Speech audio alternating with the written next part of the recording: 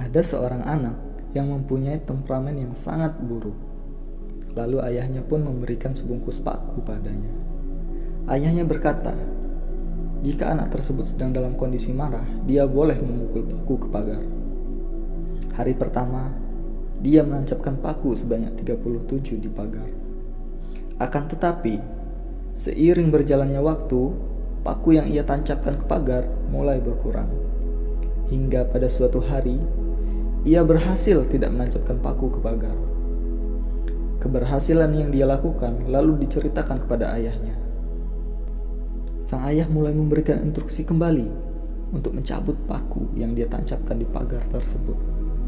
Lalu, ketika anak itu telah menyelesaikan tugasnya, dia kembali menceritakan kepada ayahnya.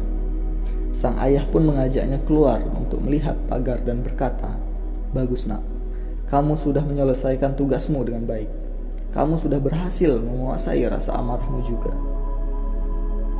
Akan tetapi, bagaimana dengan pagar? Masih terdapat lubang yang tersisa dari tancapan paku itu," tanya sang ayah kepada anaknya. Lalu sang ayah mulai memberikan penjelasan singkat dengan berkata, "Lubang paku ini seperti amarah yang kamu lontarkan kepada orang lain, nak. Mungkin kamu akan berhasil minta maaf kepadanya dan tidak akan mengulanginya. Akan tetapi, apakah luka yang mereka terima bisa dengan cepat sembuh?" ucap sang ayah. Dari cerita ini, kita dapat belajar bahwa ucapan dan tindakan yang didasari oleh amarah hanya akan memberikan bekas luka kepada orang lain. Meski mereka memaafkan kita ketika permintaan maaf kita lontarkan, namun, apakah kita dapat menjamin luka yang mereka rasakan dari ucapan atau tindakan kita lakukan atas dasar amarah bisa sembuh? Mungkin tidak. Bukan bagaimana cara mereka memberikan pengampunan kepada kita, akan tetapi bagaimana kita mengendalikan emosi kita hingga tidak menyakiti orang lain.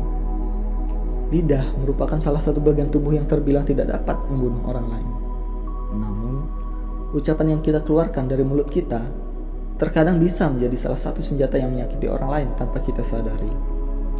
Oleh karena itu, mengontrol emosi adalah kunci untuk tidak menyakiti orang di sekitar kita. Semua butuh tahapan, tapi tentunya jika kita berusaha, hasil dari pengendalian emosi akan jauh lebih mudah tercapai. Jika kamu memiliki permasalahan, janganlah menghadapinya dengan amarah. Amarah tidak akan menyelesaikan masalah. Banyak kerugian yang terjadi akibat ulah orang yang tidak bisa mengontrol diri. Jangan seperti mereka yang lebih mendahulukan emosi dibandingkan berpikir dengan kepala dingin sebelum melakukan tindakan anarkis. Tak peduli dia akan membalas senyumanmu atau tidak. Yang terpenting ialah hal ini menunjukkan kalau kamu tidak terpancing emosi akibat ulahnya. Jangan mudah terpancing emosi oleh orang lain ketika ada seorang yang ingin memancing emosimu. Sebaiknya berilah senyuman kepadanya. Ketika kesehatan emosional kita dalam keadaan buruk, begitu juga tingkat harga diri kita. Kita harus memperlambat dan menangani apa yang mengganggu kita, sehingga kita dapat menikmati kegembiraan sederhana, menjadi bahagia dan damai dengan diri kita sendiri.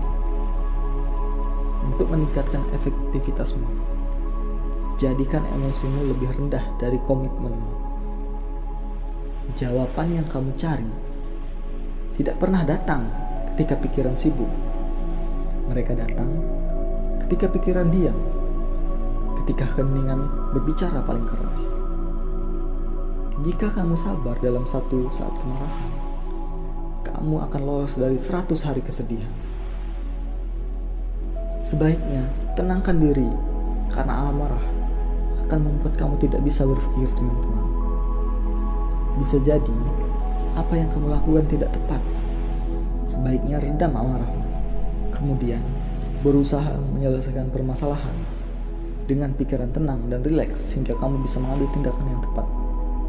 Kamu memiliki kekuatan dalam dirimu untuk bangkit tentang apapun yang saat ini berusaha untuk menjatuhkanmu. Kemarahan yang diekspresikan dengan cara yang sehat dan positif berarti kita menyalurkan kemarahan emosional ke arah resolusi, bukan menyerang. Di mana ada kemarahan, selalu ada rasa sakit di bawahnya. banyak kerugian yang terjadi akibat ulah orang yang tidak bisa mengontrol diri. Sebenarnya, orang yang selalu marah akan merugi. Kemarahan adalah musuh. Taklukkan dia. Dan jangan biarkan amarah itu mengalahkanmu. Menghadapi masalah dengan rasa amarah akan sia-sia. Ketika marah, akan sulit untuk mengontrol diri sendiri. Orang sabar bukanlah orang yang tidak memiliki rasa marah, tapi orang yang dewasa dan kuat untuk mengendalikan amarahnya. Tahan kata-katamu ketika kamu marah, karena kadang-kadang kata-kata yang diucapkan dalam kemarahan meninggalkan bekas luka yang tidak pernah bisa disembuhkan. Jangan pernah menanggapi orang yang marah dengan balasan berapi-api, bahkan jika dia layak mendapatkannya. Jangan biarkan amarahnya menjadi amarahmu. Lebih baik menangis daripada marah, karena marah akan menyakiti orang lain, sementara air mata mengalir tanpa suara melalui jiwa dan membersihkan hati. Manusia hebat adalah manusia yang bisa mengendalikan diri saat dikuasai, tenang saat dipermalukan, tersenyum saat diremehkan. Adalah bijaksana untuk mengarahkan kemarahanmu ke masalah, bukan orang. Untuk memfokuskan energimu pada jawaban, bukan alasan. Kamu memiliki kekuatan dalam dirimu untuk bangkit tentang apapun yang saat ini berusaha menjatuhkanmu.